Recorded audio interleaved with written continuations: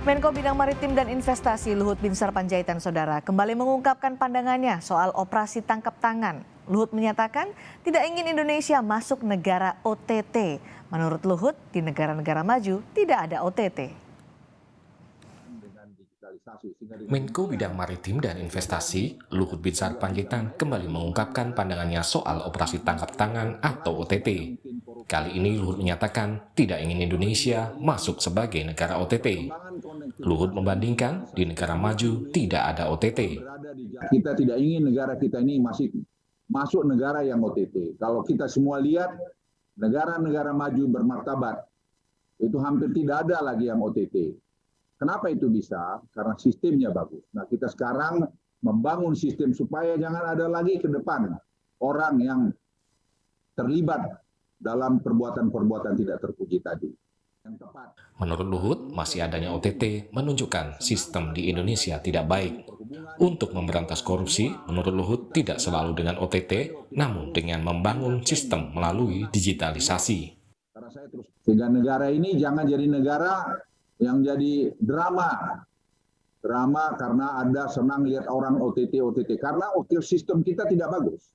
Sekarang ekosistem itu diperbangunkan. Bukan kali ini Luhut menyinggung soal OTT. Sebelumnya, Luhut menyebut banyaknya penindakan korupsi melalui OTT telah menurunkan citra Indonesia. Luhut meminta KPK agar tidak asal OTT terhadap para koruptor. Nggak usah bicara tinggi-tinggi lah. Kita OTT itu kan tidak bagus sebenarnya. Buat negeri ini jelek banget gitu. Jadi kalau kita mau bekerja dengan hati, kita nggak mau maling aja, pasti bisa. Ya kalau hidup-hidup sedikit boleh lah. Ya kita mau bersih-bersih amat di sorga aja lah kau. Jadi KPK pun jangan pula sedikit-sedikit tangkap itu jauh juga ya. Lihat-lihat lah. Penindakan melalui OTT atau operasi tangkap tangan merupakan salah satu keunggulan lembaga KPK. Hasil survei Litbang Kompas bulan Juli lalu menyebutkan 33,7% responden menyebut OTT sebagai nilai lebih lembaga KPK. Lembaga ICW juga menilai OTT KPK selama ini telah berhasil membersihkan negara dari praktik-praktik tindak pidana korupsi. Operasi tangkap tangan merupakan salah satu cara KPK dalam menindak tindak pidana korupsi di luar mekanisme case building. OTT KPK telah berhasil menyeret ratusan pejabat publik dari lintas cabang kekuasaan, eksekutif, yudikatif, dan juga legislatif. Ini mengartikan apa? Kerja-kerja KPK yang merupakan representasi negara berhasil membersihkan negara dari tindak pidana korupsi. Sepanjang tahun 2022 ini, KPK telah melakukan 10 kali operasi tangkap tangan. Mereka yang terkena OTT KPK diantaranya adalah Hakim Agung, Rektor, dan sebagian besar lainnya Kepala Daerah, Bupati, dan Wali Kota. Tim Liputan, Kompas TV.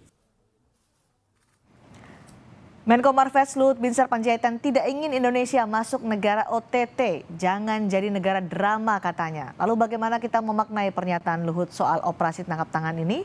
Kami membahasnya bersama anggota Komisi 3 DPR Arsul Sani dan pakar hukum tata negara Bivitri Susanti. Selamat malam Mbak Bibi, Pak Arsul.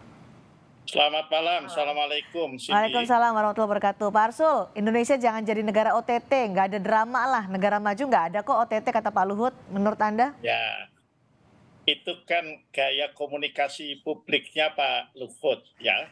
Tentu saya tidak sepenuhnya setuju dengan yang disampaikan Pak Luhut, terutama kalau kita melihatnya dari sisi apa yang diucapkan, yang tersurat ya.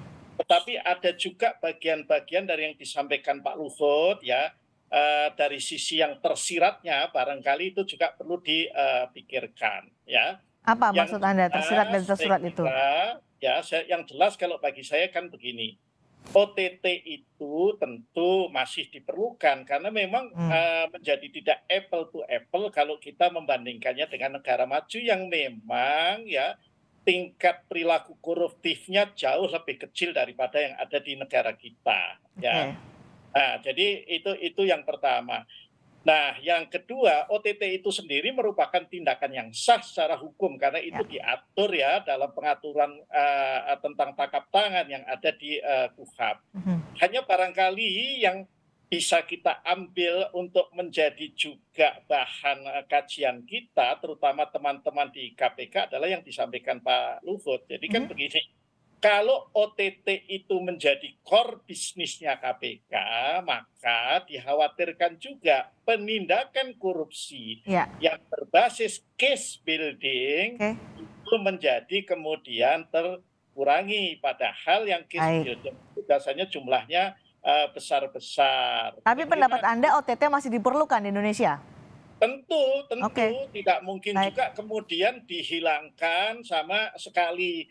Hanya karena KPK SDM-nya sekali lagi juga terbatas, jangan kemudian core bisnisnya dalam penindakan berbasis OTT sehingga yang kasus-kasus besar yang harus tangani based on Terlupakan gitu ya. building ya, itu Oke. menjadi kemudian tidak tertangani. Kan Baik. banyak itu ada juga Baik Pak kasus. Arsul. Mbak Bibi, Pak Arsul menyatakan OTT masih dibutuhkan di Indonesia karena juga tingkat korupsi juga tinggi, tidak bisa dibandingkan dengan negara maju lain. Tapi Luhut Binsar Panjaitan menyatakan OTT justru menurunkan citra Indonesia.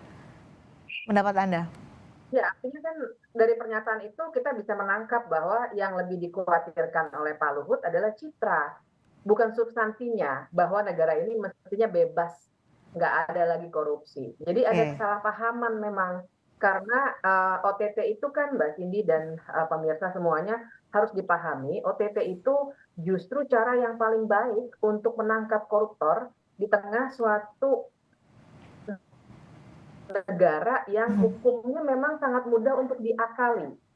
Jadi kalau misalnya yang biasanya penyelidikan dan penyidikan, tapi kan kita tahu kalau orang yang punya kekuasaan dan punya uang juga begitu ya, itu bisa dengan mudah dalam tanda kutip mengakali hukum supaya dia pada akhirnya tidak kena gitu. Nah, Oke. kalau OTT itu kan orang betul-betul ketika melakukan dia ditangkap terlihat jelas.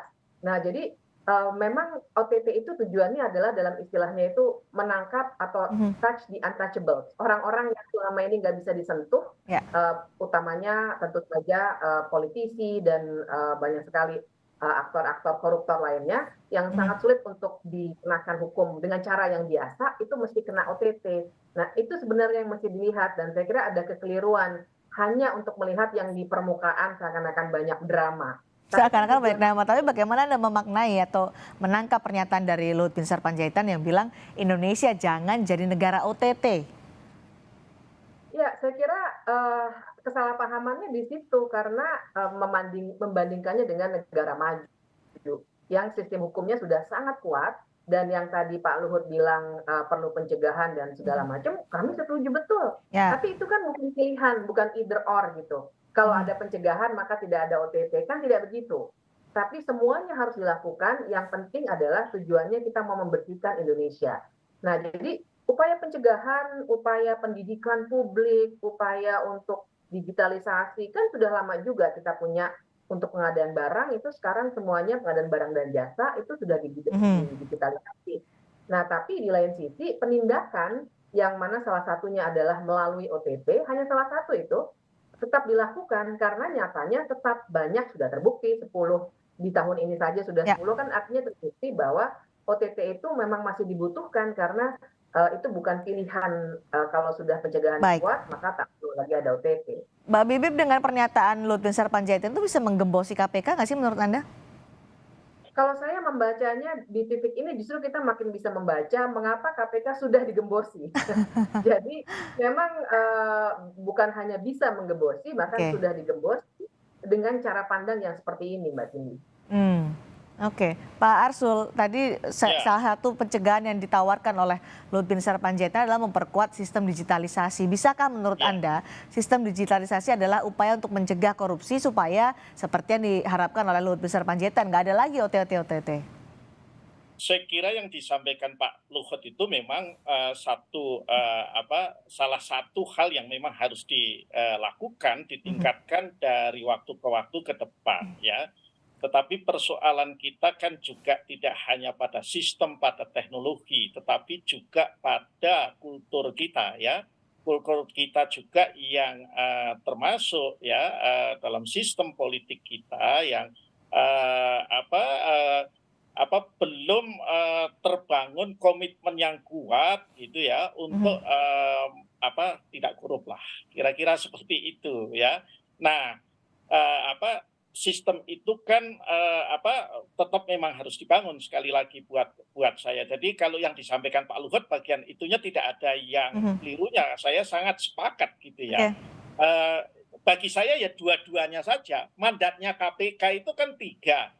Penindakan termasuk melalui OTT, yang kedua pencegahan, dan yang ketiga adalah pendidikan anti korupsi. Ya 3-tiganya dijalankan aja gitu ya.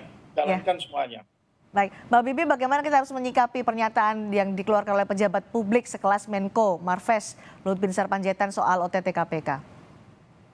Ya, poin Mbak Cindy itu yang penting, karena ini yang menyatakan bukan sembarangan orang. Ini seorang menteri koordinator dan bidangnya investasi pula, yang sangat-sangat penting. Menurut saya sih kita perlu mengkritik memang. Jadi saya kira di tengah suasana liburan akhir tahun begini pun, kita tetap harus mengkritik, jangan sampai narasi seperti itu yang akan tersebar luas sehingga kemudian menyalahkan KPK untuk dramanya.